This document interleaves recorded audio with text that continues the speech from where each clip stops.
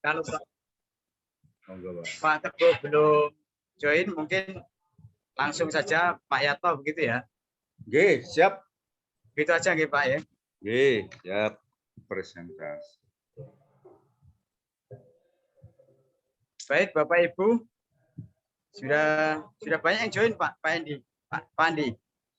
Ada 105 Pak. Berapa? 105 dari 220-an ya tadi kurang lebih pesertanya. Ya. Baik, sudah pukul 1:19 ini hampir 20 menit ya. Biasanya keynote speaker udah hampir selesai. Karena Pak Teguh ada kendala, tidak apa-apa kita mulai saja. Nanti kapanpun beliaunya join, kita beri kesempatan untuk memberikan sambutan selaku keynote speaker.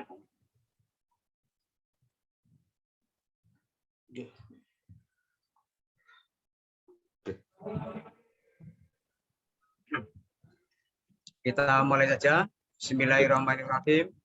Assalamualaikum warahmatullahi wabarakatuh.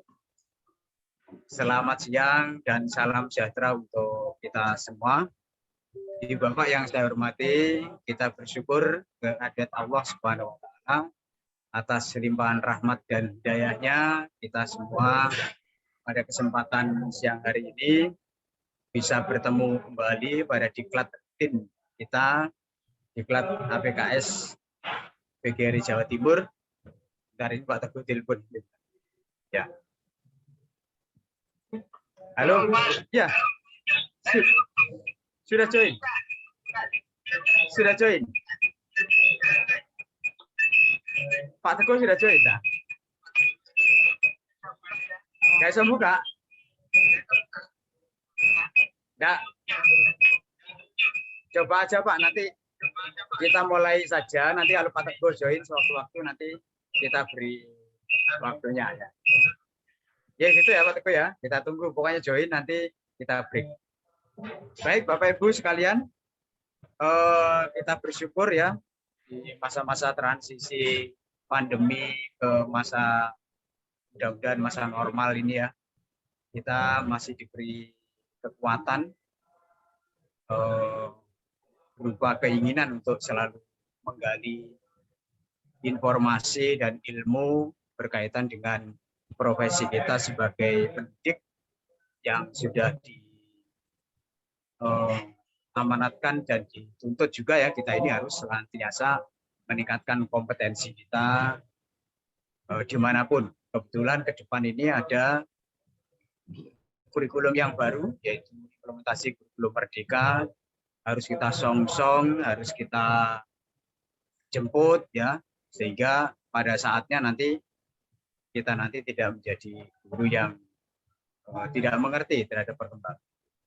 Jadi Bapak Ibu yang ada di forum ini tentu saja adalah guru-guru yang luar biasa karena bisa menyempatkan waktu, tenaga, pikiran untuk benar-benar untuk menggali informasi maupun pengetahuan.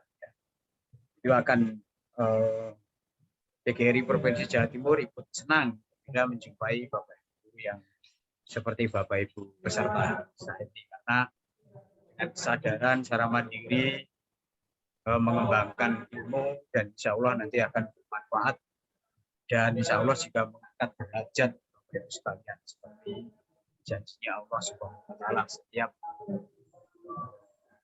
manusia yang memiliki ilmu nanti akan diangkat derajatnya. Ya. Baik Bapak Ibu sekalian, saya bacakan terlebih dahulu rundown ya, rundown yang akan kita laksanakan selama diklat 25 ini dan bulan Juni ya, supaya tahu bagaimana alurnya mulai dari awal sampai dengan terakhir. Sudah saya share di grup, namun mungkin perlu saya baca lagi ya. Pertama Bapak Ibu yang baru gabung, yaitu diklat online ke-25 APKS PGRI Provinsi Jawa Timur ini mengambil judul Pembelajaran Paradigma Baru pada Kurikulum Merdeka. Yang kita laksanakan secara Zoom meeting itu 2 kali, yaitu tanggal 15 hari Rabu ini dan hari Jumat 17 Juni. Hari Rabu nanti urutan hari ini ya, yaitu pembukaan seperti saat ini saya buka dan saya berikan jadwal ini. Lalu yang kedua, keynote speaker nanti ini fleksibel, Pak Teguh ini bisa join sewaktu-waktu nanti karena terkendala oleh sinyal mungkin di daerah mana itu Mojosari, Mojokerto ya. Biasanya di kantor PGRI provinsi. Lalu materi yang pertama oleh Bapak Dr. Andes Suyatno MM, beliau adalah pelatih ahli sekolah penggerak provinsi Jawa Timur. Sudah sangat mumpuni terhadap implementasi kurikulum merdeka. Berikutnya dilanjutkan dengan tanya jawab dan nanti ada pengambilan foto bersama sebagai bukti Bapak Ibu telah mengikuti diklat ini dan kita tutup ya. Berikutnya kita lanjutkan untuk hari Jumat nanti pembukaan saya buka, setelah itu penyampaian materi yang kedua oleh Bapak Suyatno, setelah itu tanya jawab dan pengambilan foto serta penutupan. Ini adalah service training yang pertama dan kedua, tatap muka langsung, bukan tatap maya ya, langsung dengan narasumber kita. Nah, ada kegiatan yang namanya on the job training itu, ini karena mengejar sertifikat kita ini 32 JP ya. Nanti kalau hanya 2 ini dikomplain nanti, atau mungkin kalau kita ajukan mungkin bisa jadi tidak diterima. Untuk itu kita tambahkan ada pembimbingan, kita istilahkan PON 1 dan 2, itu mulai besok dan tanggal 18. Nanti ada tugas meskipun ringan ya, ada tugas karena kegiatan kita ini adalah diklat, bukan webinar. Sehingga kalau diklat itu setidaknya harus ada yang dikerjakan, tidak bermaksud membebani Bapak Ibu, tetapi ini maksudnya adalah memberikan stressing ya, ilmu atau memperdalam ya, pendalaman ilmu itu dalam bentuk mengerjakan tugas ya. Oke, ini saya minta oleh kepada Pak Yatno, Pak, tugasnya jangan berat-berat ini Bapak Ibu guru juga banyak kesibukan ya, insya Allah nanti nggak berat. Terus ada kegiatan mandiri, nah yaitu mengerjakan tugas tanggal 19-20. Jadi kita kasih waktu yang lumayan longgar lah ya. Terus 20 itu nanti diharapkan Bapak Ibu upload tugasnya. Kita tunggu sampai pukul 23.00.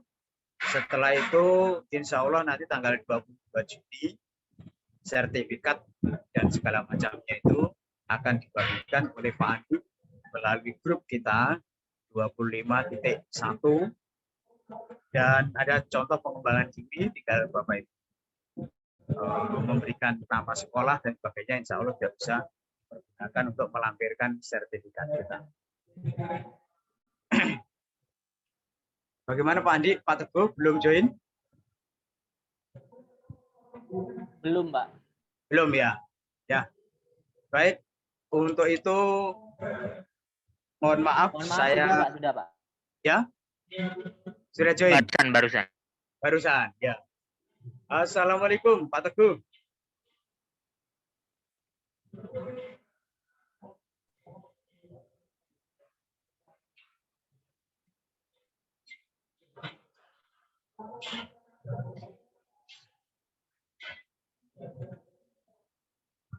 Assalamualaikum Pak Teguh. Mic-nya Pak Andi, mic-nya masih di mute. Di unmute mic-nya. Mic-nya Pak Teguh, Pak Andi. Halo Pak Teguh, mic-nya Pak. Mohon dinyalakan.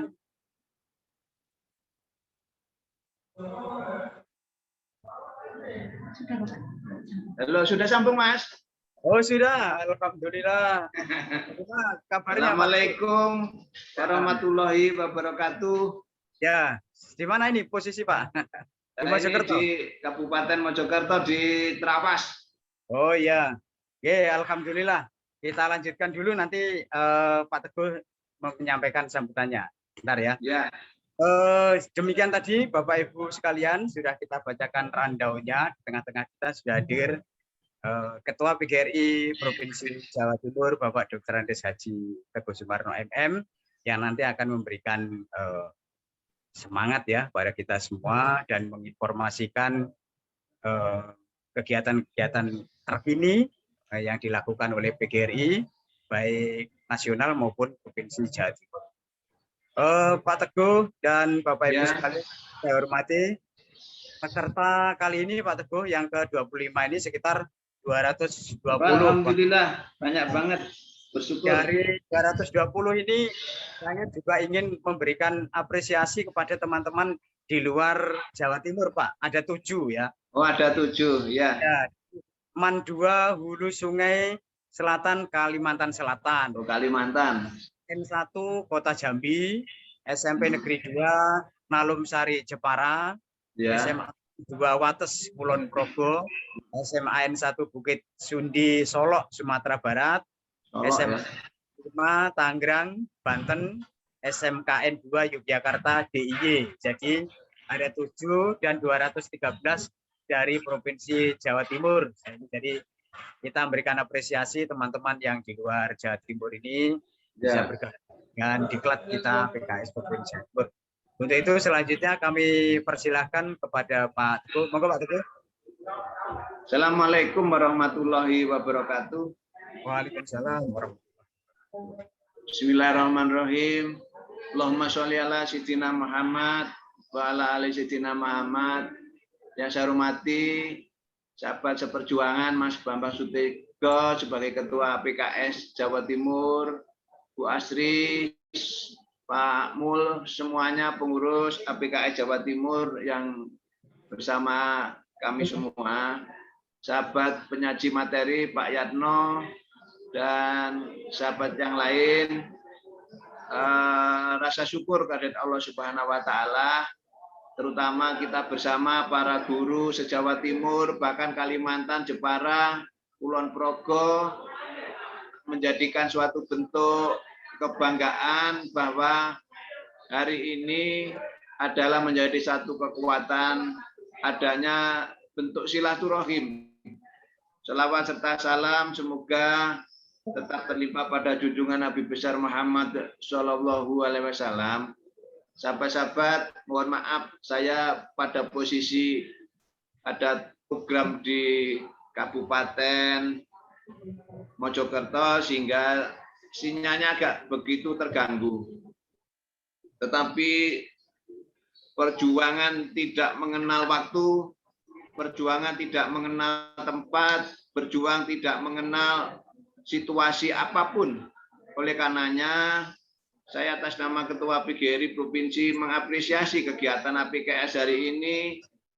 Selamat sahabat-sahabat para guru, di sela-sela kesibukan masih sempat hari ini ikut dalam daring, kami ikut pelatihan, ikut workshop dalam rangka mengedukasi bagaimana proses pemateri, penyampaian, bahkan penelitian para guru harus meningkat. Kami semua masyarakat bisa berbuat adanya suatu kemanfaatan itu adalah karena jasa guru. Sehingga guru ini merupakan satu kekuatan yang luar biasa dalam rangka mendewasakan, mempelopori kemajuan Indonesia, mempelopori adanya perubahan karakter, mempelopori adanya karir-karir para guru adalah berasal dari para saudara semua. Semoga yang hadir ini para guru semua oleh Allah doanya diterima dan masuk surga semua. Sahabat-sahabat yang kami banggakan, kalau kita berbicara masalah kurikulum, maka kita harus membreakdown bahwa tujuan pendidikan nasional itu menjadi satu item yang harus dikumandangkan dalam kategori yang harus diterjemah pada suatu pembelajaran melalui kurikulum.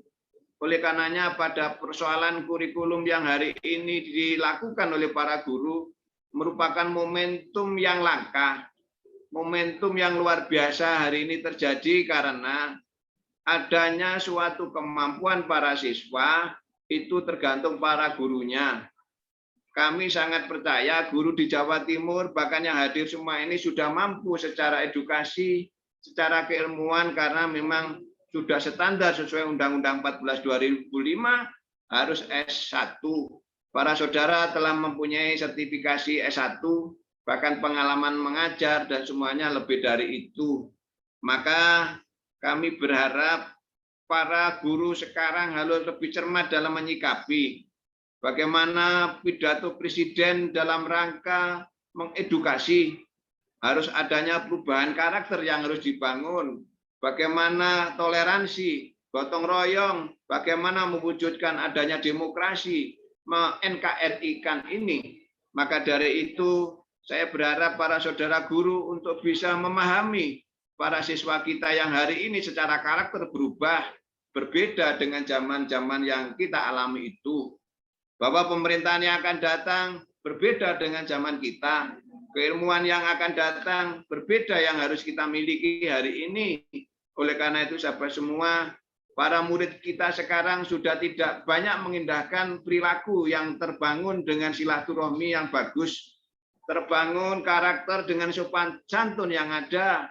Maka saya kepingin para guru tidak lengah, tidak hanya pada posisi pembelajaran keilmuan yang diberikan saja, tetapi bagaimana merubah sikap para murid-murid.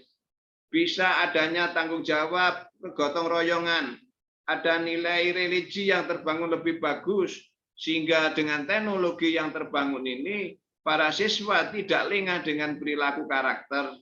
Maka saya mohon para guru kehati-hatian ini menjadi tanggung jawab kita semua. Sahabat semua yang berbahagia hari ini, yang diberi sehat, kita bersyukur hari ini. Ada sahabat-sahabat yang lain hari ini yang sakit, ada saudara kita yang lain kena musibah, ada saudara-saudara negara lain yang bertengkar, berperang, tetapi hari ini kita belajar dalam menuntut ilmu yang luar biasa. Bahkan dalam Duratun Nasikin halaman 59 dinyatakan Rasulullah bersabda, barang siapa yang belajar satu bab keilmuan yang diberikan kepada orang lain, maka akan diberikan pahala seperti pahalanya para nabi.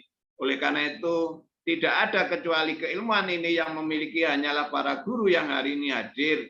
Hanyalah para penyaji materi yang ini menyajikan keilmuan yang luar biasa. Oleh karenanya, tataran keilmuan ini, karena apa saudara, ilmu ini adalah cahaya. Ilmu ini adalah yang menerangi dalam dunia kegelapan. Maka pada hari ini para sahabat semua guru se-Jawa Timur bahkan Indonesia telah melakukan daring keilmuan. Semoga sinar-sinar kemanfaatan pembelajaran ini tidak hanya pada para saudara guru, tetapi para murid kita. Saya kepingin para guru sebelum mengajar, mungkin berdoa selesai sholat, maka doakan para murid-murid kita. Siapa tahu dengan doa para guru, murid-murid kita akan berubah pola pikirnya, berubah perilakunya, manfaat keilmuannya yang luar biasa. Maka kemanfaatan luar biasa ini, maka kembali pahalanya kepada saudara semua. Sekali lagi, itu anak-anak bangsa adalah tanggung jawab kita semua. Itu adalah generasi penerus kita. Maka letakkan peradaban yang demokratis, peradaban yang logik, peradaban yang sangat menderma baktikan masa depan bangsa. Para saudara, kita tahu bagaimana kegotong royongan bangsa Indonesia yang luntur, bagaimana setia kawanan negara kita para pemimpin yang sudah habis hanya pada posisi kekuasaan yang hari ini dilakukan oleh pelaku-pelaku kekuasaan di bangsa kita, mengerikan. Oleh karena itu hanya guru yang bisa merubah, hanya guru yang bisa membawa bangsa kita dalam posisi maslahat. Sahabat semua, itulah sebagai pengantar saya. Sekali lagi bahwa kita bersyukur pada kesempatan ini, para guru di sela-sela kesibukan masih bisa menggunakan waktu dalam rangka pembelajaran, dalam rangka merefleksi kehidupan yang lebih bagus, yaitu dengan adanya kurikulum merdeka. Saya kepingin saudara harus paham apa kurikulum merdeka itu, kenapa kurikulum merdeka itu ada, dan apa motivasi yang diharapkan, target yang diperoleh oleh para guru ke depan untuk siswanya. Saya kepingin para guru pada kesempatan ini membelajarkan diri melihat apa paradigma kurikulum merdeka. Sahabat semua, itulah yang bisa kami sampaikan. Selamat berjuang, belajar terus sampai kapanpun. Maka dengan ucapan pembelajaran paradigma baru pada kurikulum merdeka hari ini yang diikuti para saudara guru kami se-Jawa Timur dan Indonesia, kami nyatakan dibuka, semoga bermanfaat bagi kita, bermanfaat, dan menjadikan suatu supremasi ilmu yang besar bagi bangsa dan negara. Sekali lagi, itu yang bisa kami sampaikan. Hidup guru! Hidup, Hidup PGRI! hidup. Solidaritas! Yes. Terima kasih sahabat semua. Sekali lagi letakkan etika guru menjadi prioritas hidup ini. Bila taufik wal hidayah. Assalamualaikum warahmatullahi wabarakatuh.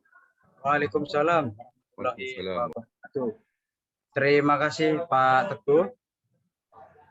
Mungkin Pak Teguh kalau ada kesibukan bisa melanjutkan kembali. Mohon maaf Mas Yatno dan semua penyaji, Pak Bambang terutama, karena kami masih ada tugas lain. Selamat berjuang, semoga Allah selalu menyertai kami semua, sehat selalu, panjang umur, banyak rezeki. Sekali lagi mohon pamit. Amin. Assalamualaikum. Waalaikumsalam warahmatullahi wabarakatuh. Demikian Ibu Bapak yang saya hormati, sambutan dari Ketua PGRI Provinsi Jawa Timur, Bapak Dr. Andes Haji Teguh Suparto SM. Ada 4 bagian, ada apresiasi, motivasi, refleksi, solusi tadi yang sempat kita catat. Beliau memberikan apresiasi kepada kita semua di masa-masa yang sibuk begini, masih bersemangat ikut diklat, terutama di APKS PGRI Provinsi Jawa Timur, dan senantiasa memotivasi terus bersemangat dalam mencari ilmu, terutama dalam implementasi kurikulum merdeka. Ada refleksi bahwa kurikulum perlu dilakukan perubahan setidaknya 10 tahun sekali. Untuk itu Bapak Ibu guru dan sekolah harus cermat melakukan perubahan-perubahan itu. Solusinya adalah sekolah dan guru harus siap mengikuti dan mencermati perubahan-perubahan yang ditetapkan oleh pemerintah. Dalam hal ini tahun ini adalah diberi nama adalah implementasi kurikulum merdeka. Ya. Demikian Bapak Ibu sekalian, selanjutnya marilah kita cermati bersama pemaparan Pak Suyatno. Ini sebentar saya bacakan sedikit biografi yang pernah saya peroleh ini Pak, supaya para peserta nanti juga tahu ini. Kali selepas dari diklat ini juga lebih kenal dengan Pak Suyatno. Syukur-syukur mau mengundang Pak Suyatno kalau waktunya ada juga bisa. Begitu Pak Yatno ya, siap ya.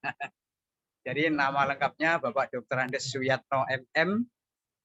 Rumahnya ini Taman Enggano Dalam 1 nomor 28 GKB Gresik Kota Baru. Ya. Kalau unit kerjanya cabang dinas pendidikan wilayah Kabupaten Gresik. Pengalamannya panjang. Tapi yang terakhir saja ini sebagai narasumber fasilitator PSP gelombang 2, dan di sini beliaunya juga sebagai apa Pak istilahnya ya? Ada mentor. Kenapa? Pelatih ahli Pak. Oh iya, ini yang ke-10 ini sebagai pelatih ahli sekolah penggerak, jadi pas ya. Karena yang kita pelajari ini adalah implementasi kurikulum merdeka, beliaunya termasuk sudah pelatih ahli. Tadi barusan sudah ada yang menanyakan loh Pak Yatno. Pak Bambang, kalau ada narasumber IKM, saya minta nomor HP-nya. Oh ya, ini ada nomornya Pak Suyatno.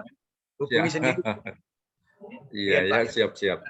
Ya, baik Bapak Ibu sekalian, itu sedikit gambaran tentang Pak Suyatno. Nanti tentunya banyak ilmu yang harus kita serap sebanyak 2 kali pertemuan ini, yaitu hari Rabu sekarang dan hari Jumat tanggal 18 ya. Tanggal 17 ya. Ya, 17. Ya. Oke. Baik Bapak Ibu sekalian, mari sama-sama kita dengarkan pemaparan Pak Suyatno di materi yang pertama. Kami persilakan Pak Suyatno. Terima kasih Bapak. izin share. Share screen. Sudah bisa terlihat di sana, Bapak?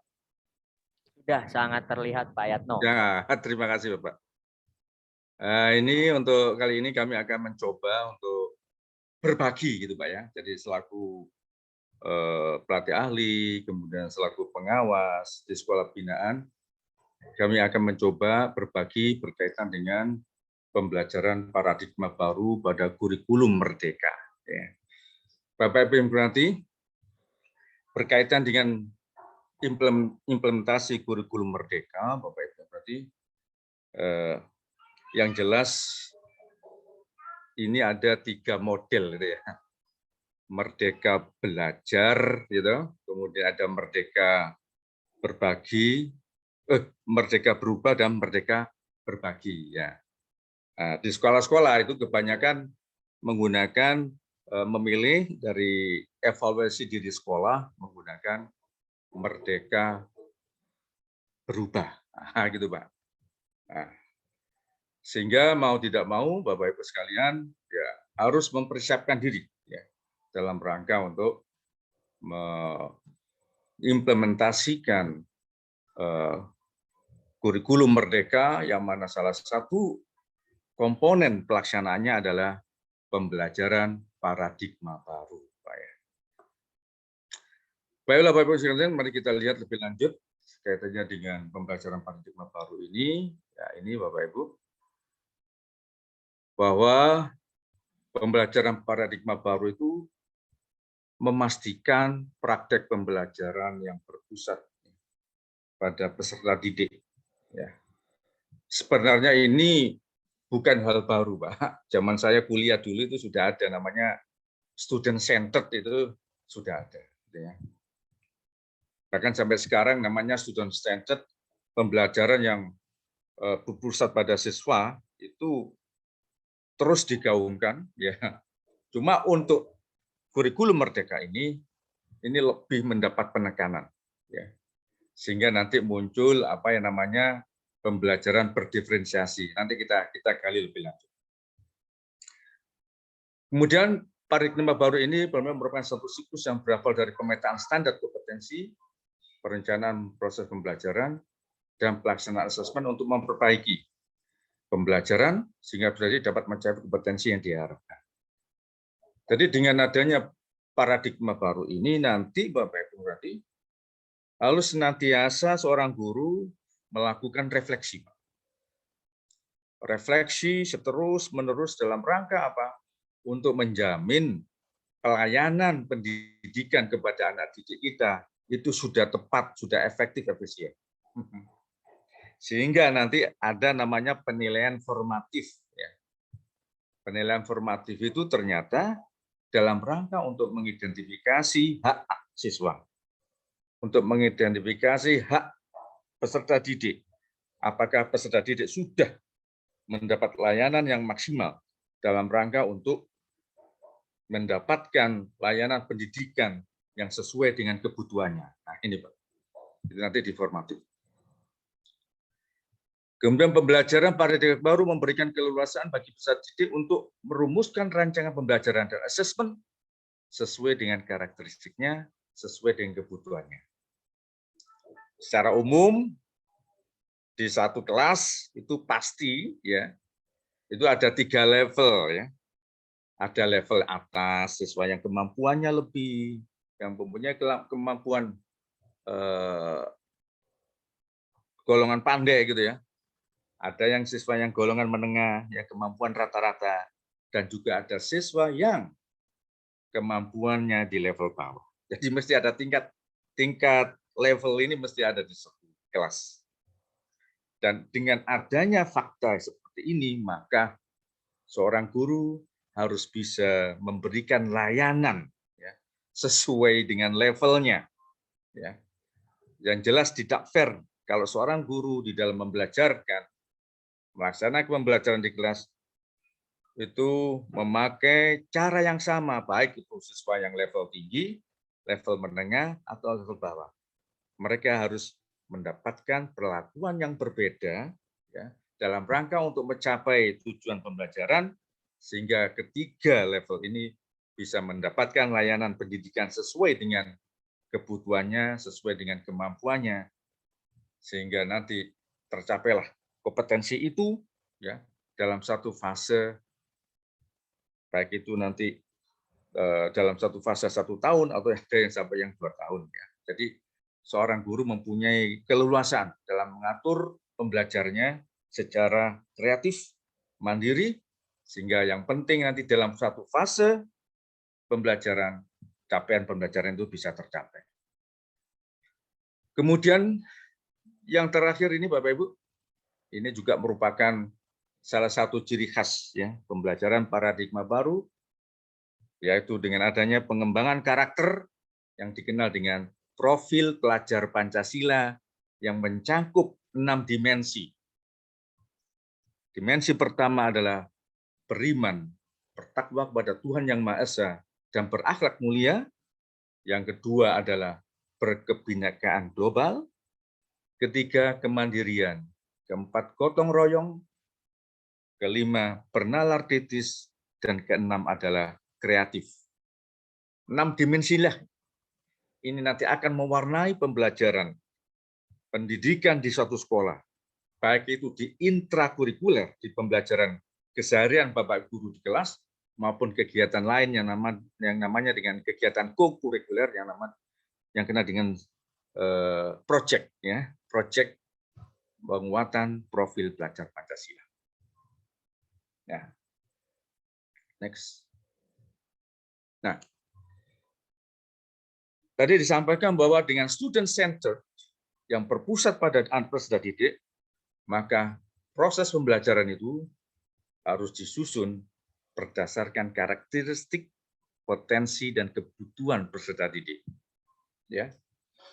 Karena masing-masing karakteristik ini akan menentukan seorang guru dalam rangka untuk menentukan perencanaan pembelajaran sesuai dengan kebutuhannya.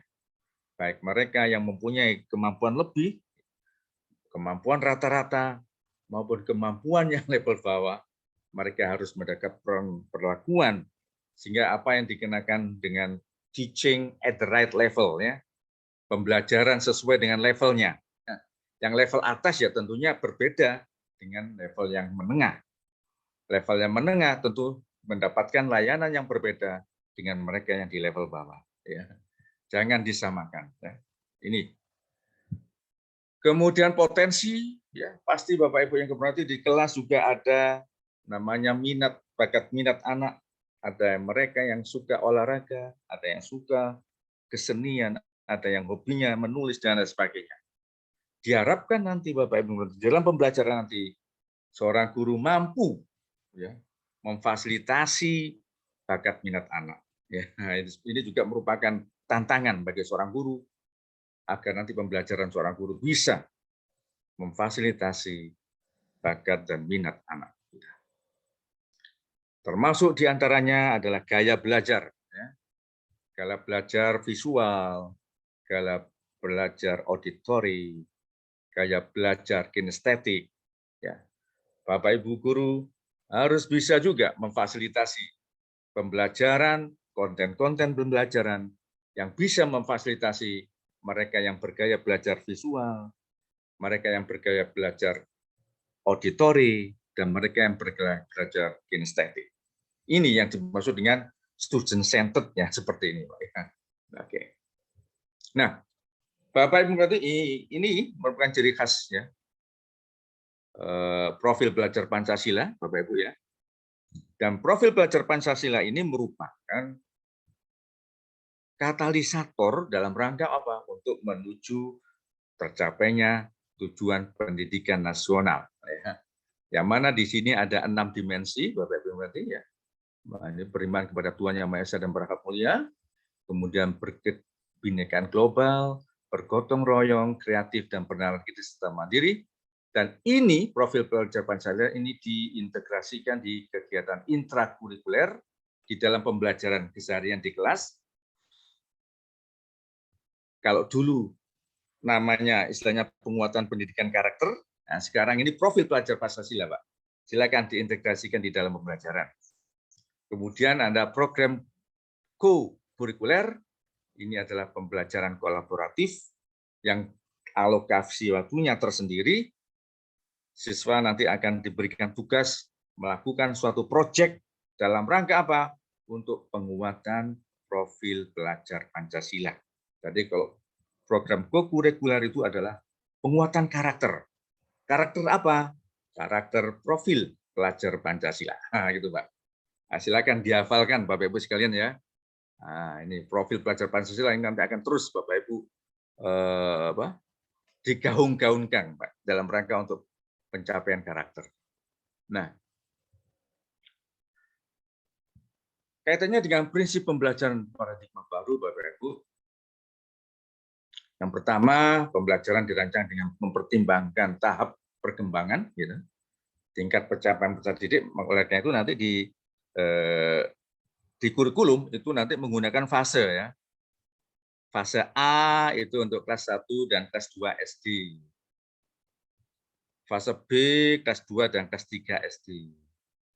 Fase C kelas C 5 dan 6. Fase D untuk SMP kelas 7, 8, 9. Kemudian fase E itu untuk kelas 10. Ya. Kemudian fase F untuk kelas 11 dan 12. Nah, ini.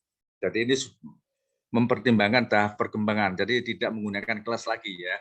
Kalau dulu kelas 1 SD ya, sekarang pakai fase gitu ya. Kemudian pembelajar dirancang untuk dilaksanakan untuk membangun kapasitas menjadi pembelajar sepanjang hayat. Nah, ini apa? Kapasitas di sini artinya ya holistik ya.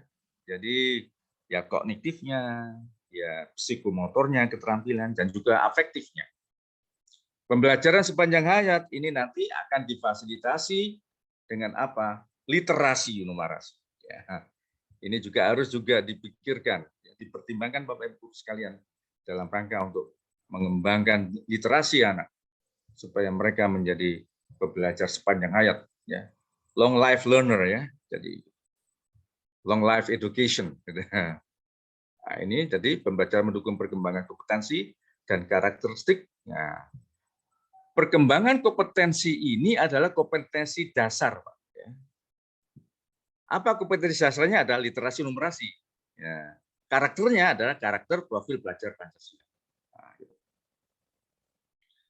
Kemudian pembelajaran yang relevan yaitu pembelajaran yang dirancang dengan sesuai dengan konteks, lingkungan dan budaya peserta didik, serta melibatkan orang tua dan masyarakat sebagai mitra. Ya. Sesuai dengan konteks di sini artinya diharapkan nanti pembelajaran Bapak Ibu guru itu dikontekstualkan. Ya. Artinya apa? Tidak cukup hanya sekedar konsep-konsep yang diajarkan di kelas, tapi apa? Bisa dilatihkan kepada anak didik kita untuk bisa menerapkan konsep-konsep, prinsip-prinsip yang dipelajari oleh siswa dalam kegiatan kesehariannya. Ya, siswanya diberikan tantangan-tantangan untuk bisa menerapkan apa yang dipelajari di kelas, sehingga dia bisa memecahkan permasalahan kesehariannya. Begitu, Pak. Ini namanya contextual teaching and learning di situ. Kemudian pembelajaran yang berorientasi pada masa depan. Nah, nanti Bapak Ibu yang hormati, konten-konten yang ada di kurikulum itu adalah konten-konten yang esensial.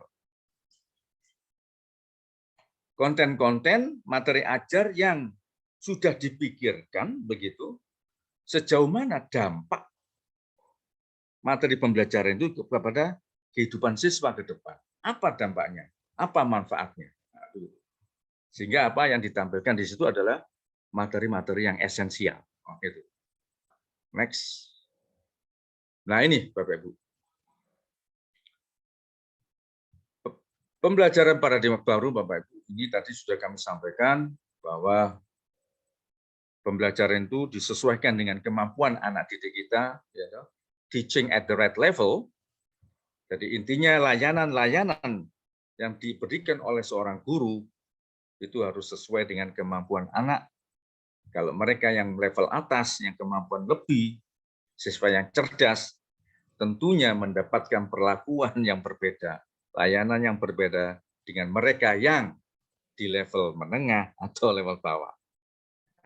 Mungkin kalau di level atas diberikan informasi mungkin 1-2 kali sudah paham. Tapi level yang menengah mungkin 3 atau 4 kali. Tapi yang level bawah, Bapak Ibu sekalian, harus sabar gitu ya, untuk membina, membimbing mereka yang level bawah agar mereka bisa mencapai capaian pembelajaran yang sudah ditentukan. Nah, ini tadi berikutnya pendekatan pembelajaran tidak mengacu pada tingkatan kelas, tapi menggunakan fase, tadi sudah kami jelaskan. Coba ya. Nah, filosofi dari kurikulum Merdeka ini, Bapak Ibu berarti, ini sesuai dengan filosofinya Ki Hajar Dewantoro. Ya. Didiklah anakmu sesuai dengan kodratnya, kodrat zaman dan kodrat tempat, gitu ya. Yang jelas berbeda ya, anak didik kita yang 20 tahun yang lalu ya kondisinya berbeda dengan kondisi anak didik sekarang ini ya. Tentunya layanan pembelajaran pendidikannya harus disesuaikan dengan kondisi saat ini. Apa yang mereka siswa butuhkan ya. Kemudian juga kodrat tempat. Mereka yang bersekolah di daerah pegunungan jelas berbeda dengan mereka atau siswa kita yang berada di daerah pesisir. Nah, begitu Pak. Jadi intinya apa? Didiklah anakmu sesuai dengan kodratnya, kodrat tempat maupun kodrat waktu. Nah, gitu Pak. Jadi ini adalah filosofi dari Bapak Pendidikan kita, Bapak Ki Hajar Dewantoro ini ya. Nah, Bapak Ibu yang hormati, pembelajaran yang berpusat pada peserta didik itu, maka seorang guru, Bapak Ibu sebelum gitu ya, melaksanakan pembelajaran harus mengenali peserta didik terlebih dahulu. Ya. Ada 3 hal, Bapak Ibu, yang dalam rangka untuk mengenal karakteristik peserta didik. Yang pertama adalah kesiapan belajar. Kesiapan belajar ini kaitannya dengan kemampuan akademiknya. Bapak Ibu harus tahu mana mereka yang masuk level atas, mana yang level menengah, dan level bawah. Yang kedua, bakat minatnya. Bapak Ibu juga harus mengenal mereka-mereka yang senang olahraga, mereka yang senang ke seni, mereka yang suka sains, dan lain sebagainya. Yang ketiga adalah gaya belajar. At least 3 hal ini Bapak Ibu ya. Kesiapan belajar kaitannya dengan kemampuan akademik awalnya, yang kedua bakat minatnya, dan gaya belajar ya. Gaya belajar visual, kinestetik maupun yang auditori ya. Ini biasanya Bapak Ibu ini kalau di paradigma lama itu gurunya sibuk dengan perangkat pembelajarannya sehingga lupa mengenal anak didiknya ya gitu Pak. Jadi ini sekarang kenali dulu anak didiknya ya. Karena apa? Ini nanti akan mewarnai Bapak Ibu sekalian dalam apa? Dalam merancang pembelajaran nanti ya. Nah, Bapak Ibu yang berarti dalam rangka untuk mengenal peserta didiknya, salah satunya adalah apa? Melakukan tes diagnostik, Bapak Ibu. Tes diagnostik itu bisa kognitif maupun non kognitif, ya. Kalau kognitif ya melalui tes akademiknya, ya. Sejauh mana kesiapan anak didik kita sebelum Bapak Ibu guru melaksanakan pembelajaran, ya. Sejauh mana kesiapannya, ya. Kalau dulu mungkin ada placement test atau pre-test gitu ya, nah gitu Pak. Nah, itu nanti akan menentukan perencanaan pembelajaran. Kalau non kognitif itu yang termasuk yang bakat minatnya, kemudian juga gaya belajarnya. Nah, itu salah satunya seperti itu. Jadi melakukan tes diagnostik, assessment diagnostik. Dalam rangka apa? Untuk mengenal peserta didik kita, mengenal anak didik kita. Ya. Nah, silakan nanti Bapak Ibu selain data-data itu mungkin juga kaitannya informasi dengan latar belakang keluarga, kesiapan belajarnya, motivasinya itu juga Bapak Ibu perlu tahu. Ya. Ada pepatah mengatakan Bapak Ibu sentuh hatinya, kenali anak didiknya, maka Bapak Ibu akan memilikinya. Begitu Pak. Ini ada satu pepatah seperti itu. Dan kaitannya ini Bapak, kaitannya kegiatan dengan asesmen diagnostiknya. Ini bisa menganalisis laporan hasil belajar raport. Ya. Jadi raport yang lalu anak didik kita coba cermati sejauh mana kompetensi awalnya, hasil belajarnya seperti apa, kemudian mengidentifikasi kompetensi yang akan diajarkan. Ya. Setelah itu menyusun instrumen asesmen, ya, bisa tertulis, bisa juga lisan, observasi, ya, dikaitkan dengan apa? Dengan materi yang akan diajarkan, itu diteskan. Ya, sejauh mana kesiapan siswanya. Nah, bila diperlukan juga menggali informasi pendidik dalam bentuk apa, latar belakang keluarganya, motivasinya, minatnya, dan sebagainya. Kemudian melaksanakan asesmen dan mengolah hasil itu. Dan hasil asesmen itu nanti akan menjadi dasar Bapak Ibu dalam rangka untuk merancang pembelajaran. Sehingga nanti pembelajaran Bapak Ibu sekalian betul-betul memenuhi, memfasilitasi kebutuhan anak didik kita sesuai dengan karakteristiknya, sesuai dengan keunikannya. Nah, gitu Pak. Nah, pelaksanaannya bisa di awal tahun, di awal lingkup materi, sebelum menyusun modul ajar. Jadi istilah sekarang itu Bapak Ibu namanya modul ajar, itu ya RPP plus. Gitu. Jadi nanti jangan terkecoh Bapak Ibu ya. Nanti modul ajar itu adalah RPP cuma plus gitu ya, rencana pelaksanaan pembelajaran plus. Ini lanjut saja Bapak Ibu. Nah, ini kaitannya dengan penekanan karakteristik Bapak Ibu bahwa setiap individu mempunyai keunikannya, ya. Bahkan anak-anak kembar pun itu mempunyai perbedaan, ya. DNA-nya berbeda, ya. Masing-masing mempunyai hak untuk mendapatkan pendekatan yang berbeda juga dalam belajar. Bapak Ibu yang hormati, dengan keanekaragaman anak didik kita, Bapak Ibu, dengan gaya belajar, ya, kemudian kaitannya dengan sifatnya, non-kognitifnya, sosial ekonomi, perasaan, dan sebagainya. Itu harus Bapak Ibu kenal, ya, agar lebih dekat dengan siswanya, sehingga nanti Bapak Ibu bisa menyentuh hati anak didik kita, mengenal anak didik kita, sehingga Bapak Ibu bisa memberikan layanan sesuai dengan kebutuhan anak didik kita, ya, sesuai dengan passion-nya. Oke.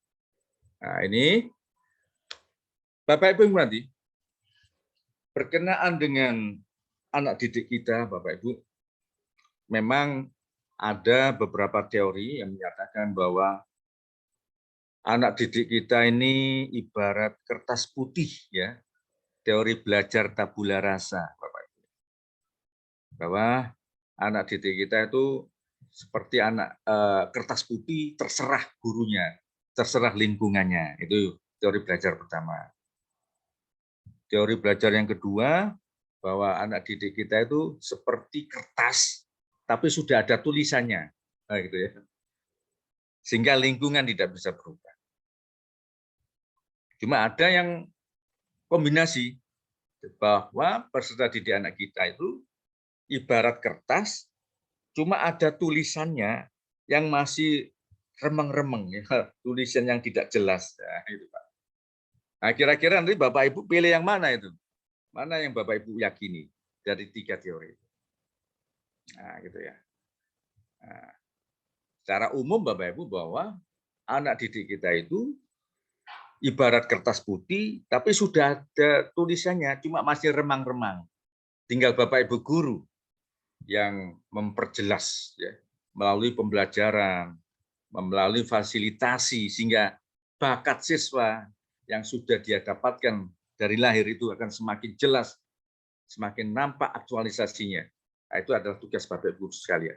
Ya. Nah, ini Bapak Ibu bisa melihat ini. Ini ada gambar harimau ya, itu bersahabat dengan babi itu ya. Tidak salah itu ya. Nah, ini kan hal yang luar biasa, padahal babi itu adalah mangsanya itu ya. Predatornya adalah si harimau. Nah, bisa dilihat itu. Ternyata bisa bersahabat. Ya karena apa?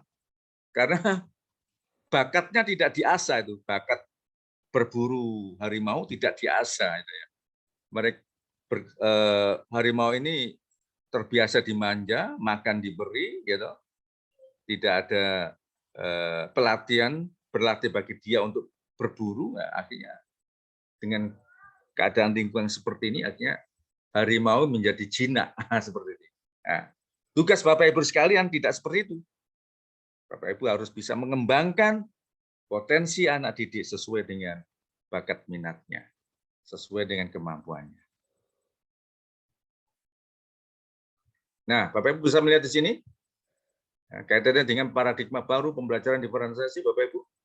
Nah, ini lihat, ada gambar tiga anak. Ini nonton sepak bola, Bapak. Nah, ini perlakuannya sama ya. Anggaplah di sini yang atas ini adalah mereka yang kemampuannya tinggi, gitu ya. Yang tengah ini menengah, yang bawah ini kemampuannya bawah, misalnya gitu. Ini diberi apa ini?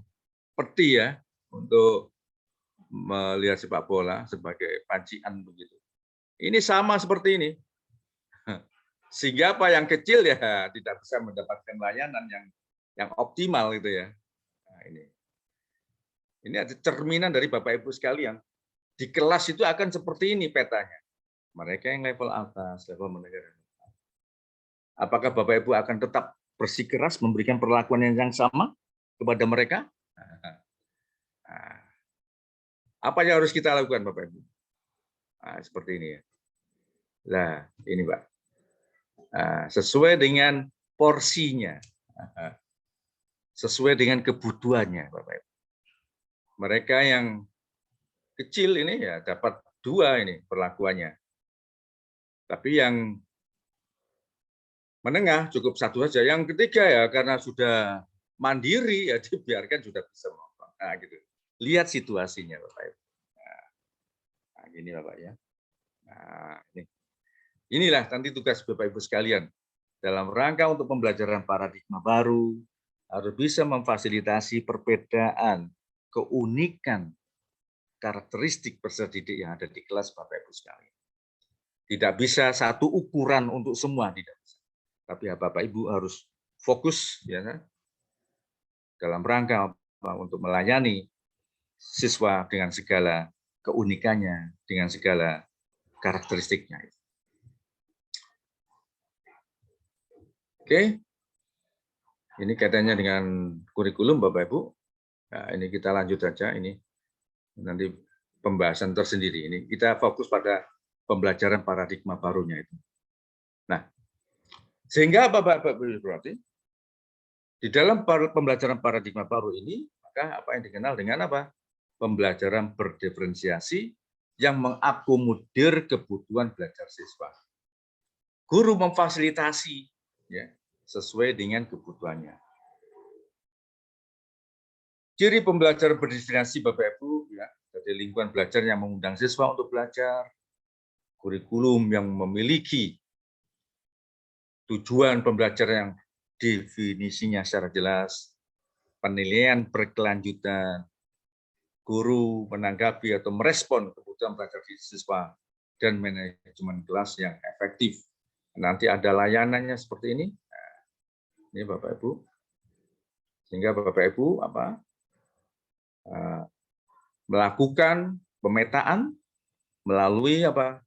Pertama tadi kami sebutkan berulang-ulang supaya lebih mantap gitu ya. Kesiapan belajar, minat belajar dan profil belajar siswa. Baik itu bisa wawancara, observasi, survei dan lain sebagainya. Kemudian yang kedua merencanakan pembelajaran diferensiasi dan mengevaluasi dan merefleksikan pembelajaran yang sudah berlangsung. Jadi Bapak Ibu yang kami hormati, Bapak Ibu harus senantiasa membudayakan refleksi, ya, melakukan perenungan setelah melakukan pembelajaran.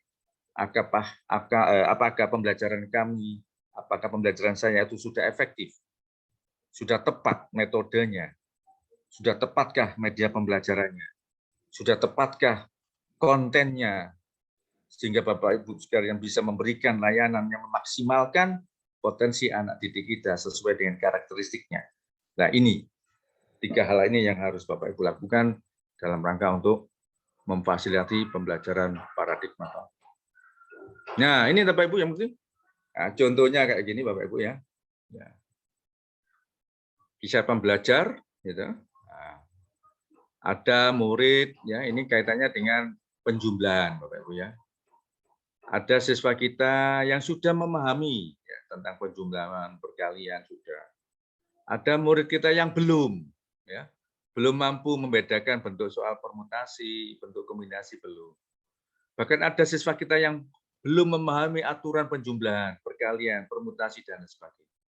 Nah, ini sudah karakteristik masing-masing berbeda, keunikan masing-masing siswa. Nah, ini diberikan diferensiasi proses. Layanannya berbeda. Untuk mereka yang sudah memahami, maka murid diminta mengerjakan soal, gitu, penerapan konsep, aturan, dan lain sebagainya. Tapi yang belum memahami membedakan bentuk soal, maka murid belum langsung mengerjakan soal, tapi mungkin nanti ada perlakuan khusus sendiri, ya. Berikutnya, yang belum memahami aturan diberikan apa layanan, Pak? Murid akan mendapatkan pembelajaran eksplisit tentang permutasi dan kombinasi. Nah, begitu diberikan bantuan-bantuan. Ini menunjukkan layanan yang berbeda. Nah, sehingga nanti Bapak Ibu tadi sudah diketahui karakteristik peserta didik kaitannya dengan kesiapan belajar, terkait dengan bakat minatnya, terkait dengan gaya belajarnya, maka diferensiasinya adalah diferensi konten, ya. Materi ajarnya, diferensiasinya kayak apa? Nah, ini. Diferensi konten adalah apa yang kita ajarkan kepada siswa. Konten dapat dibedakan sebagai tanggapan terhadap kesiapan, minat, dan profil belajar siswa maupun kombinasi dari ketiganya. Guru perlu menyediakan bahan dan alat sesuai dengan kebutuhan belajar siswa.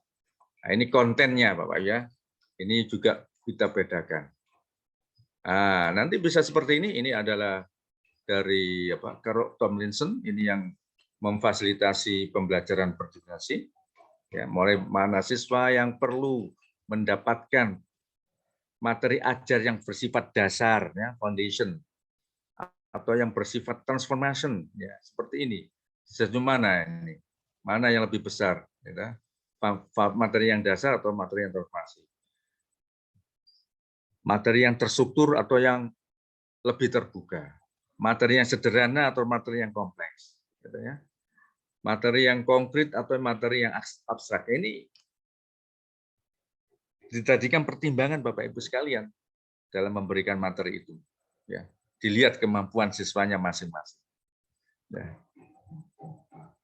Kedua, diferensiasi proses. Ini sebagai salah satu layanan diferensiasi Bapak Ibu sekalian. Apa saja? Nah, diferensiasi proses dapat dilakukan dengan cara apa? Menggunakan kegiatan berjenjang. Ya. Mungkin mereka yang kelompok atas cukup 2 LK saja, 2 lembar kegiatan. Level menengah mungkin 3 atau 4 kegiatan. Mereka yang level bawah mungkin sampai 6 lembar kerja, begitu Pak. Itu berjenjang. Nah, kemudian menyediakan pertanyaan pemandu atau tantangan yang perlu diselesaikan. Ya. Jadi sudah ada pertanyaan yang memandu peserta didik dalam rangka untuk menyelesaikan tugas-tugasnya, bisa juga itu. Kemudian juga bisa membuat agenda individual, ya, daftar tugas, variasi waktu, gitu. Yang jelas Bapak Ibu yang kami hormati, siswa yang level bawah itu pasti akan mendapatkan layanan lebih ya, baik dari segi proses langkah-langkahnya maupun dari segi waktu ya. Mas Menteri itu sudah mewanti-wanti ya, mengingatkan ya. Bapak Ibu guru tidak usah tergesa-gesa. Artinya lihat kondisi siswa kita masing-masing. Mereka yang level bawah mendapat perlakuan yang lebih ya, baik dari segi waktunya maupun dari segi langkah-langkah pembelajaran pasti lebih lama. Ya. Jangan langsung memaksakan diri langsung ke topik berikutnya. Ya, justru itu akan menjadi racun karena apa? Terakumulasi Bapak Ibu. Terakumulasi terus setiap tahun artinya bertumpuk-tumpuk ya, yang jadi beban nanti di kelas berikutnya gurunya akan sambat dulu gitu. Ternyata anak ini masih banyak yang belum dikuasai ya gitu. Ini jadi intinya seperti itu. Kemudian berikutnya Bapak Ibu yang hormati, diferensiasi produk ya. Tadi yang pertama tadi diferensiasi konten, yang kedua diferensiasi proses, yang terakhir ada diferensiasi produk. Diferensiasi produknya seperti apa? Disesuaikan dengan bakat minatnya. Ya, suatu misal ada katakan tujuan pembelajaran siswa mampu menulis teks ya, wacana deskriptif misalnya begitu. Mungkin untuk mereka yang kompetensinya lebih menulis teks deskriptif ya, karena dia hobinya olahraga, menulis teks deskriptif tentang bola voli ya, karena hobinya voli ya, bisa juga. Mereka yang hobinya atau kegemarannya tentang seni, menulis teks deskriptif tentang seni lukis, ya begitu. Mereka yang hobinya memasak misalnya, siswa ada siswa putri, menulis teks deskriptif tentang memasak. Nah, itu namanya diferensi produk, gitu ya. Jadi hasil akhir, tagihan akhir itu disesuaikan dengan kesenangannya, minatnya. Nah, bentar. Nah, ini Bapak Ibu. Jadi intinya nanti disesuaikan juga, kesenangan juga enggak apa-apa. Kesenangan dari anak didik kita. Sebentar, Pak.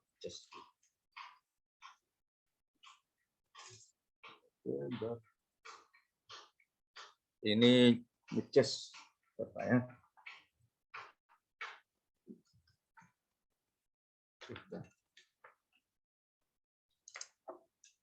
Ya. Bisa juga nanti mereka yang siswa yang hobinya menulis, karya tulis, ya silakan nanti produknya dalam bentuk karya tulis, silakan. Anak yang senangannya menggunakan video TikTok misalnya, ya melaksanakan tugasnya dalam bentuk video, silakan begitu.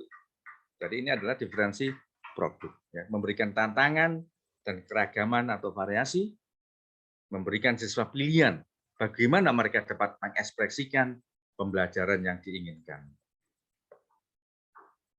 Tapi tetap Bapak Ibu yang hormati punya rubrik ya, kira-kira kualitas produknya seperti apa, ada rubriknya, kontennya juga harus apa, dan bagaimana siswa harus mengerjakan.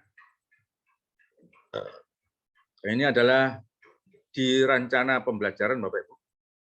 Nah ini, bentar, ini tak geser dulu. Nah ini Bapak Ibu bisa melihat. Ini. Nah ini kan. Nah ini diferensianya di sini Bapak Ibu. Jadi bukan berarti nanti Bapak Ibu menyusun RPP tersendiri-sendiri, ya bukan Pak ya. Oh, kalau seperti ini nanti RPP-nya banyak, bukan.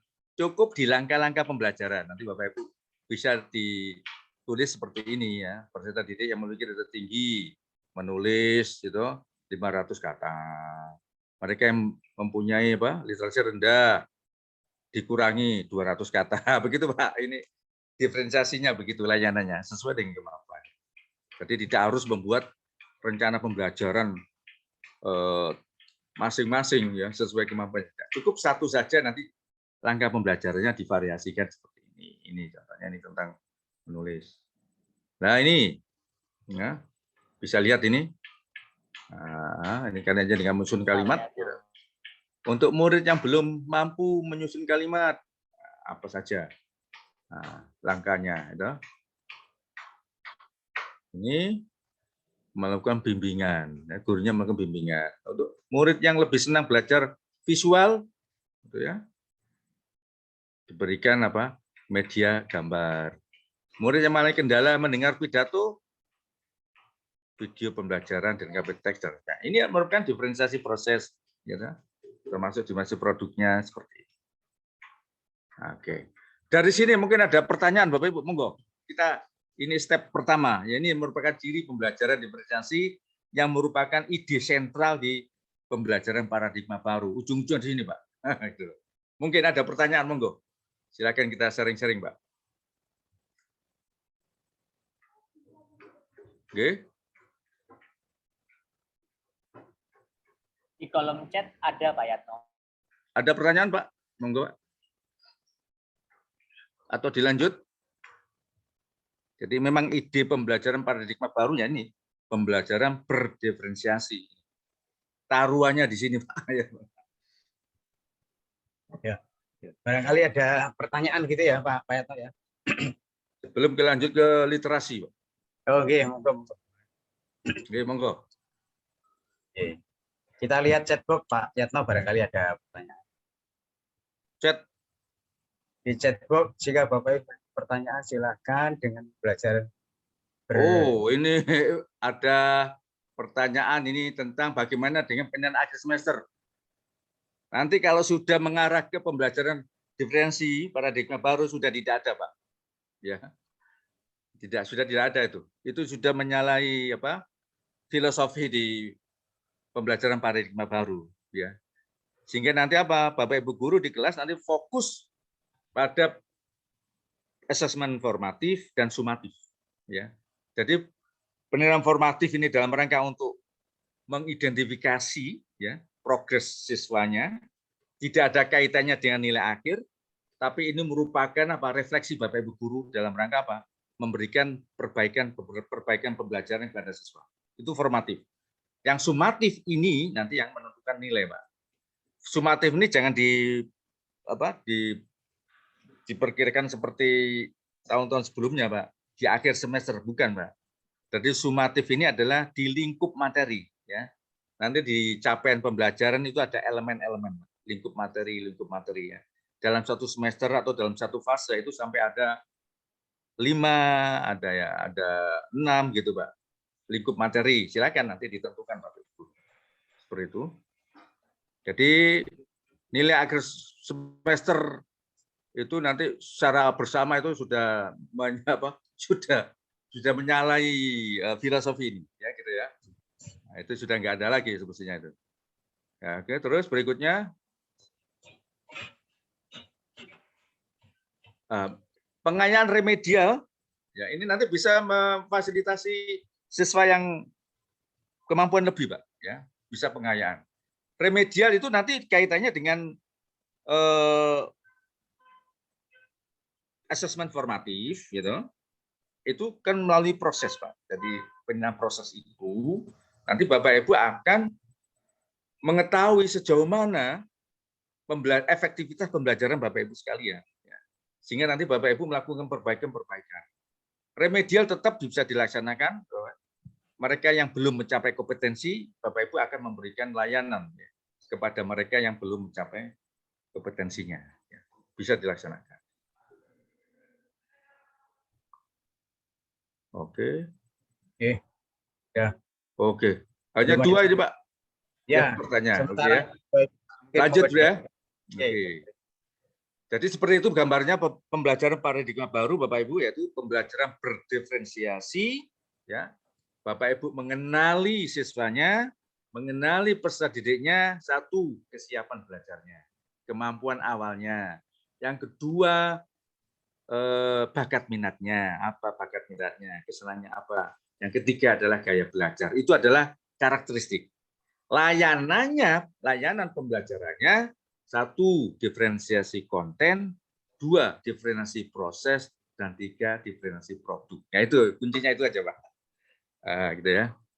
Nah, untuk yang hari Jumat nanti kita lebih detail lagi, nanti kita bahas ke capaian pembelajarannya, Pak ya. Ini secara umum aja gambaran tentang pembelajaran. Nah, Bapak Ibu yang hormati,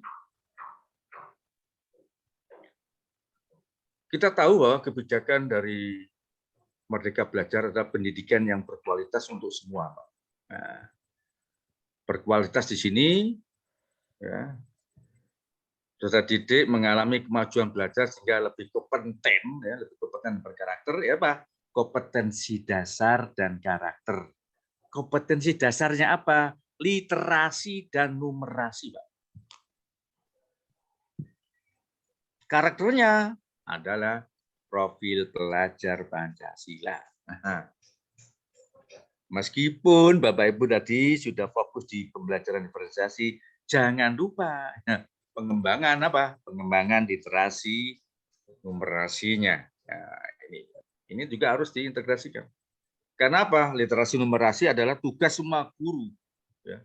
Tidak hanya dibebankan di guru bahasa Indonesia, ya. Nah, untuk literasi Bapak Ibu, itu kemampuannya apa? Memahami, menggunakan, mengevaluasi, dan berbagai jenis teks, ya. Dan mengembangkan kapasitas individu sebagai warga Indonesia dan warga dunia agar dapat berkontribusi secara produktif. Nah, untuk literasi Bapak Ibu, ini adalah kompetensi kognitif dan kompetensi kognitif, kemampuan literasi, dan kemampuan numerasi, dan karakter. Karakternya apa? Profil pelajar Pancasila. Nah, saat ini Bapak Ibu yang kami hormati, sekolah-sekolah sudah menerima rapot pendidikan, ya. Rapot pendidikan itu salah satu indikatornya adalah di literasi numerasi, ya. Itu nanti Bapak Ibu bisa melihat di sana poin-poin mana yang belum maksimal untuk dikembangkan literasi. Nah, untuk literasi Bapak Ibu, baik itu fiksi dan non fiksi, ini 3 kompetensinya yang harus dikembangkan. Menemukan informasi eksplisit atau tersurat, menyimpulkan, kemudian refleksi dan evaluasi. 3 kompetensi inilah nanti Bapak Ibu kembangkan. Ya. Bapak Ibu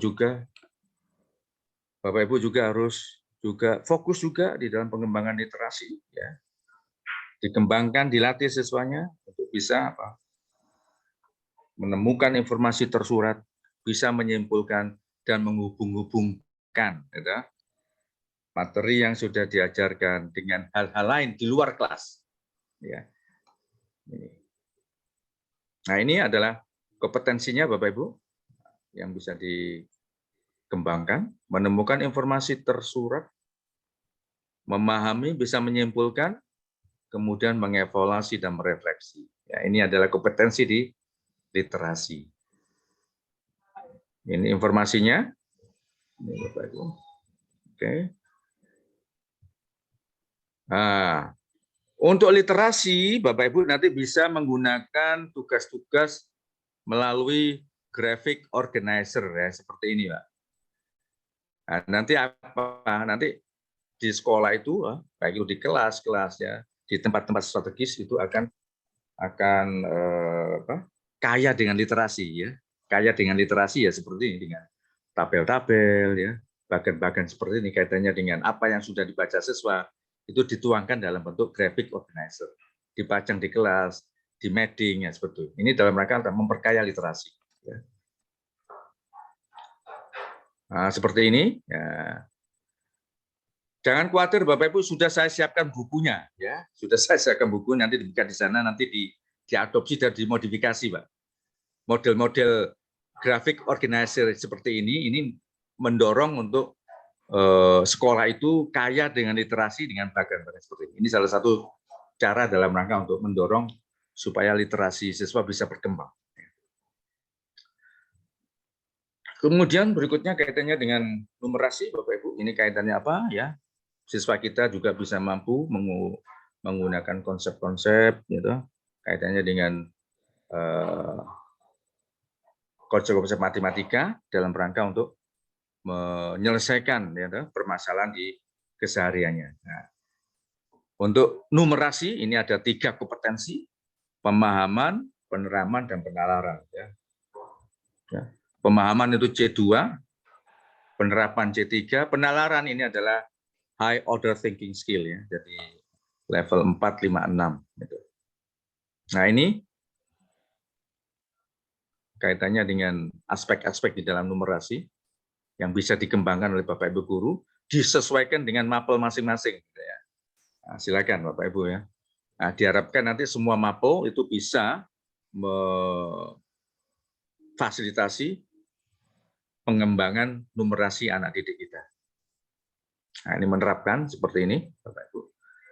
Nah, silakan nanti disesuaikan dengan mapelnya. Nah, ini. Oke, lanjut. Ini untuk numerasi. Nah, ini. Sekali lagi Bapak Ibu berarti bahwa nanti di dalam pembelajaran, materi-materi ajar Bapak Ibu sekalian, itu dikontekstualkan. Nah, gitu ya. Dikontekstualkan, dibawa keluar Bapak Ibu, supaya apa?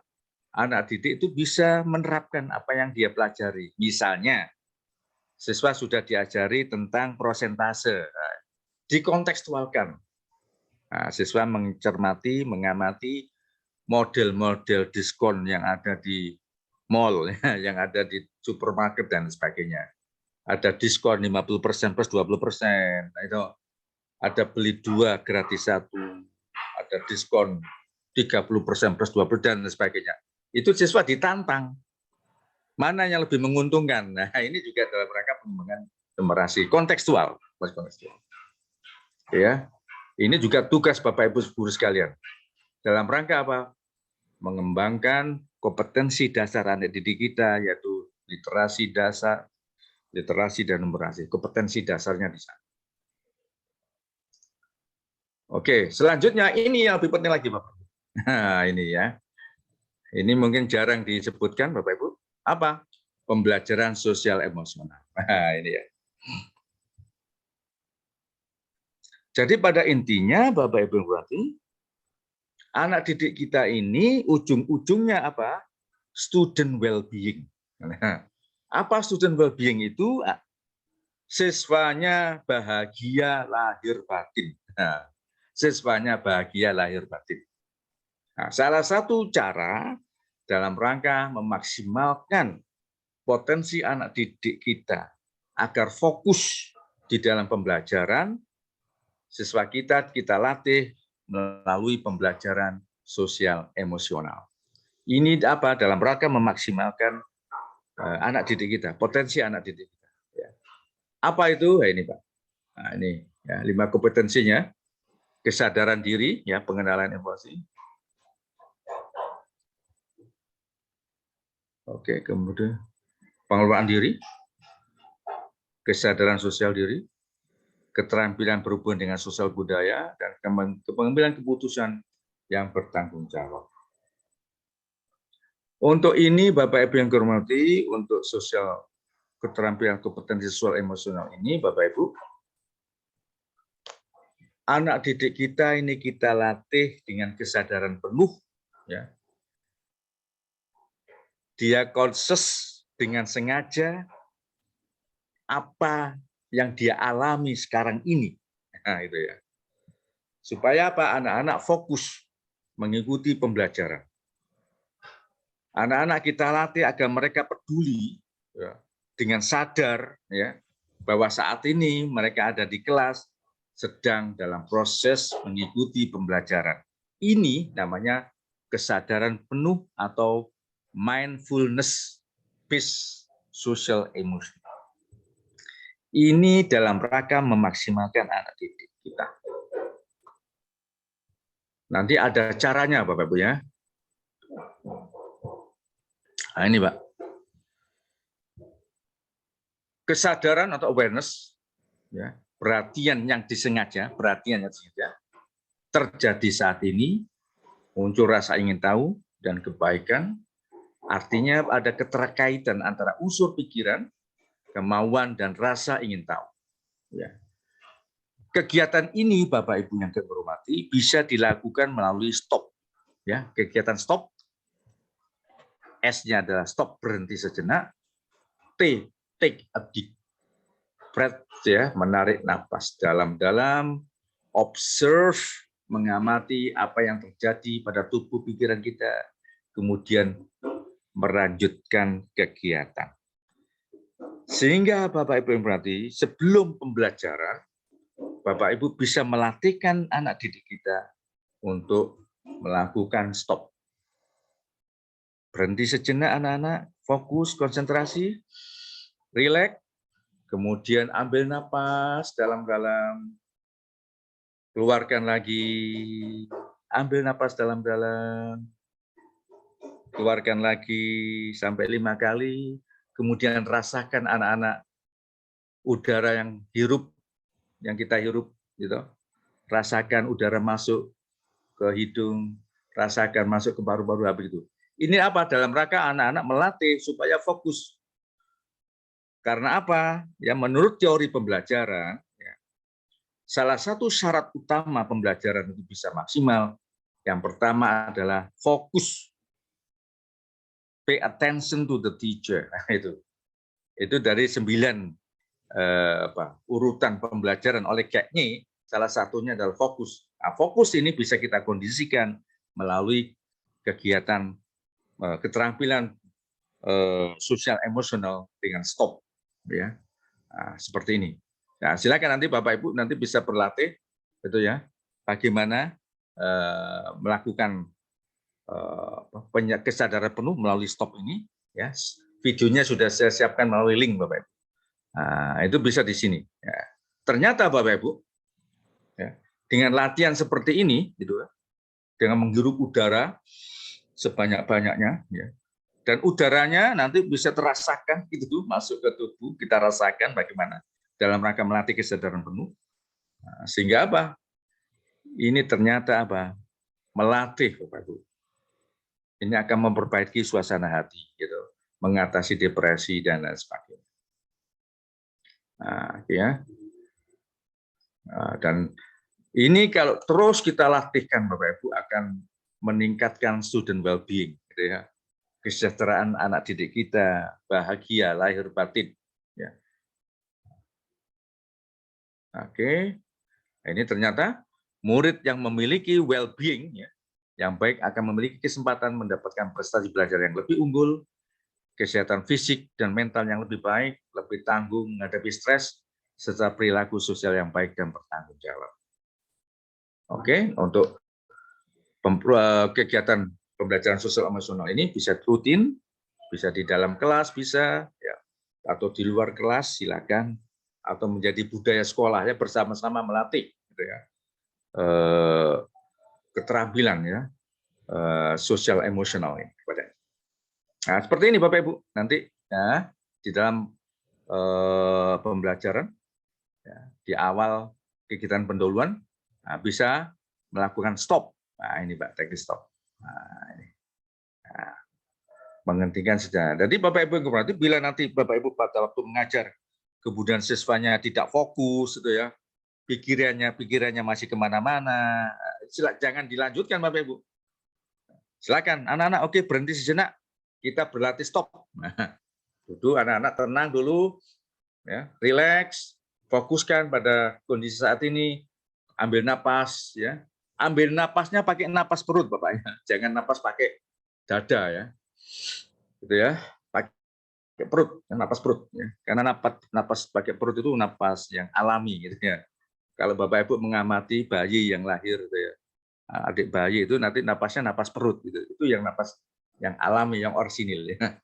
Jadi jangan menggunakan napas dada, itu nanti justru paru-parunya mengkerut, Pak. Itu tidak bisa maksimal, udara yang masuk. Nah, itu. Nah, inilah Bapak Ibu yang ini adalah videonya, nanti Bapak Ibu bisa lihat di sana. Nah, dengan pembelajaran berdiferensiasi, kemudian memfasilitasi literasi numerasi, kemudian dengan pelatihan, ya, mindfulness, ya, salah satunya dengan stop, maka diharapkan nanti ke depan, maka sekolah itu akan menuju sekolah level 4. Nah ini Pak, setelah 3 tahun ya, pembelajaran, maka sekolah kita masuk sekolah dari tahap 4, level 4, apa itu? Sekolahnya aman, nyaman, inklusif, ya, berpusat pada siswa, perencanaan program dan anggaran berbasis refleksi diri, ya, refleksi guru dalam rangka untuk memperbaiki pembelajaran di kelas, ya. Sehingga nanti sekolah itu betul-betul sekolah yang bisa memaksimalkan potensi anak didik, bisa memfasilitasi karakteristik peserta didik, ya, sehingga apa yang menjadi cita-cita kita untuk mewujudkan masyarakat yang sejahtera di waktu yang akan datang. Nah, gitu. Ya ini Bapak Ibu, ya, ini adalah pembelajaran paradigma baru. Kalau ada pertanyaan monggo. Nah, ini intinya di situ Pak, ya. Gitu Pak. Silakan ya, kalau ada pertanyaan ya. Materinya sudah saya kirim lengkap di link. Ada 15 item di sana. Ya. Barusan diakses ternyata tidak bisa lagi itu Pak, linknya. Linknya yang Oh begitu. Nanti saya ya, kirim lagi Pak. Saya kirim lagi. betul, betul. Tadi itu ada laporan dari beberapa peserta. Pak, Ya. itu link ternyata belum bisa diakses gitu. Ya, silakan Bapak Ibu yang hormati yang mau bertanya, ya. Tadi ada Bu Miss Eliana ya, Sebentar. angkat raise hand. Monggo Bu kalau mau bertanya langsung. Langsung saja. Pak Andi bisa unmute itu Bu Eliana.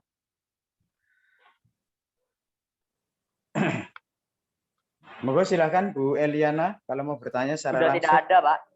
Oh, sudah tidak ada. Oh ya. Ya.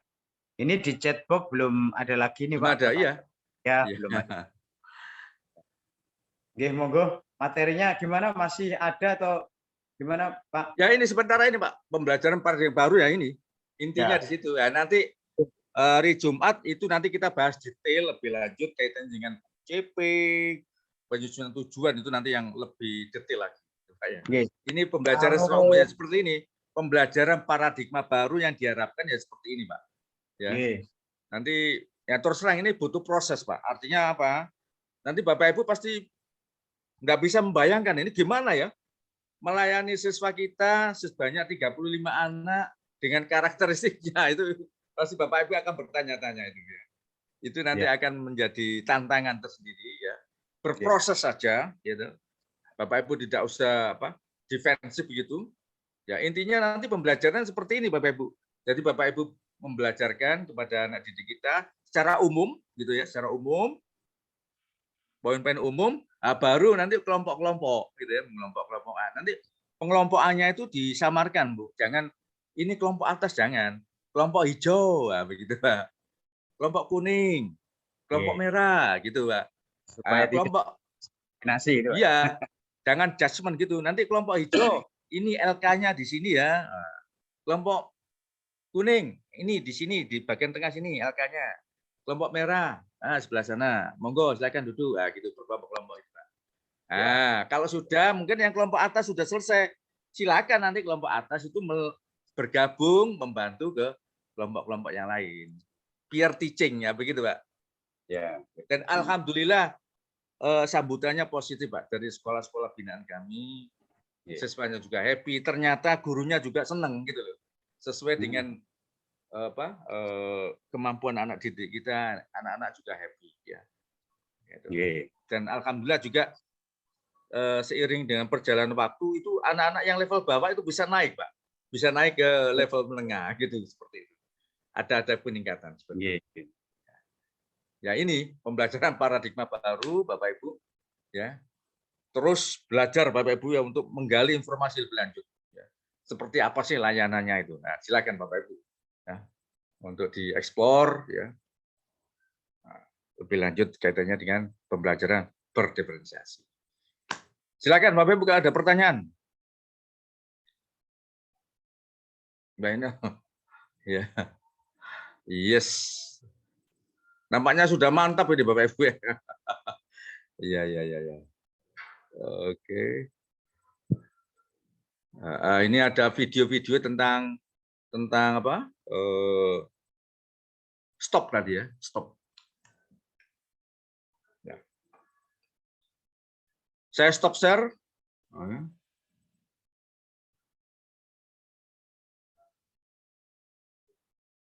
Monggo Bapak Ibu, kalau ada hal yang perlu didiskusikan, silakan, kami siap berbagi.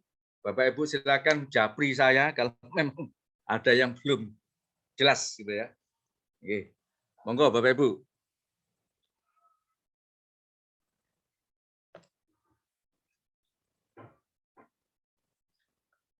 Gimana Bapak Ibu?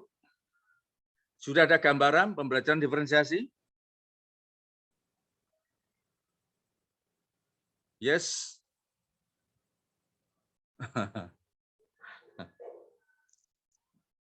Pembelajaran diferensiasi Bapak Ibu itu sangat kental di SLB, Pak.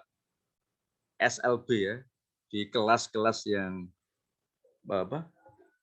Sekolah berkebutuhan khusus. Itu Bapak Ibu bisa membayangkan, satu kelas itu kemampuannya sangat variatif sekali. Ada yang satu kelas itu kemampuannya anak kelas 1 SD. Ada yang kelas 2 SD. Ada yang kelas 3 SD. Begitu, Pak. Padahal itu guru kelas. Bayangkan, melayani satu kelas dengan kemampuan atau fase yang berbeda-beda. Bisa dibayangkan Bapak Ibu betapa rumitnya. Nah, jenengan ini cukup hanya 3 level, upper, middle, lower, ya, dengan memberikan layanan sesuai dengan kemampuannya. Itu Pak, itu intinya. Silakan Bapak Ibu kalau ada pertanyaan.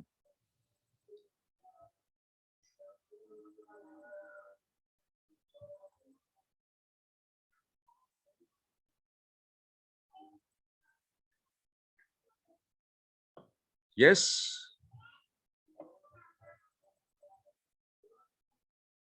Oke.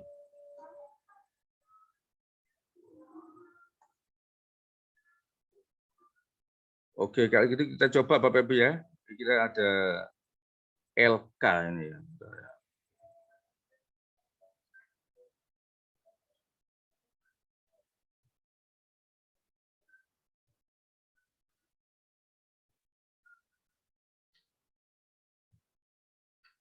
LK-nya.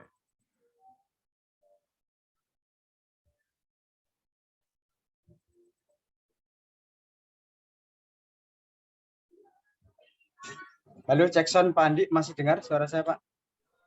Kita langsung ke LK-nya ini Pak ya. Oh, begitu iya. Pak.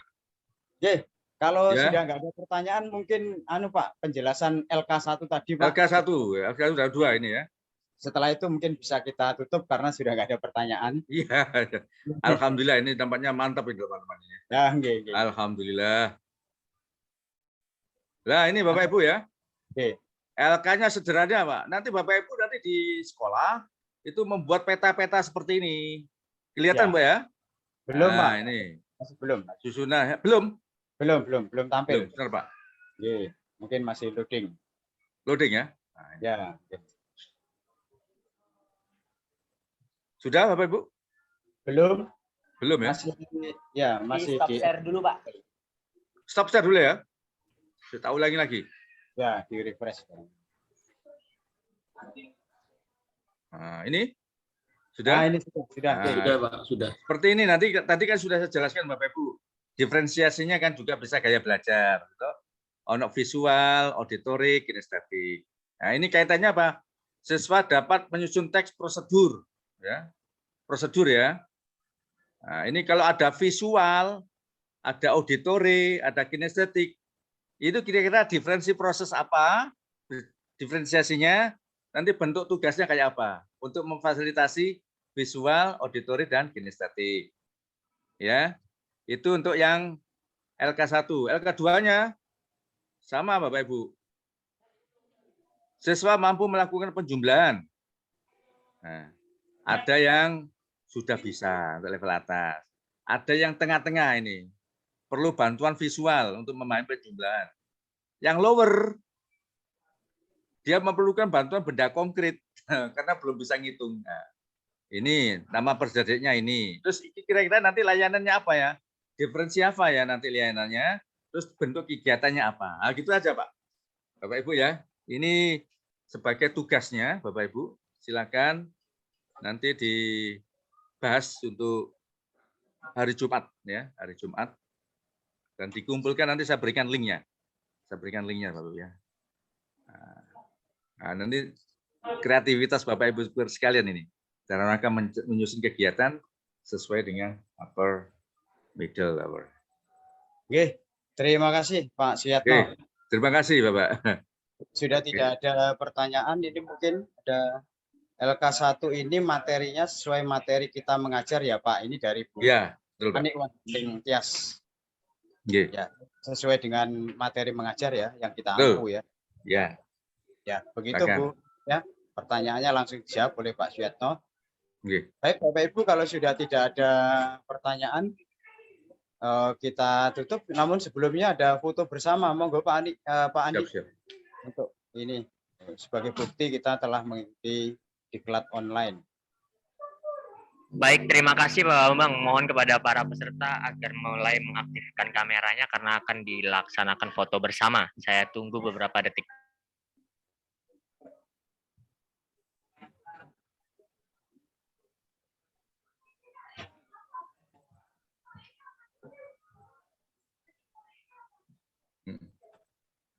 Dimohon kepada Bapak Ibu untuk tetap berada di depan kamera sampai nanti waktu yang sudah saya tentukan atau saya akhiri. Baik, akan saya mulai dalam hitungan ketiga. 1, 2, 3.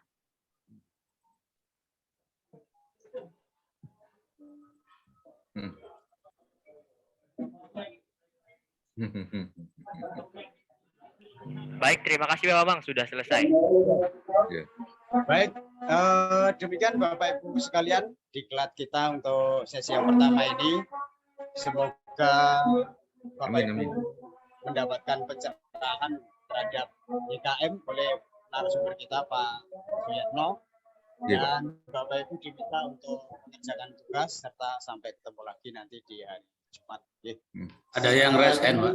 Pak Suyatno, kami atas nama APKS PGRI Provinsi Jawa Timur, saya ada Bu Asri, ada Pak Aris, ada Pak Imam, berikutnya Pak Hermawan dan Pak Ujo.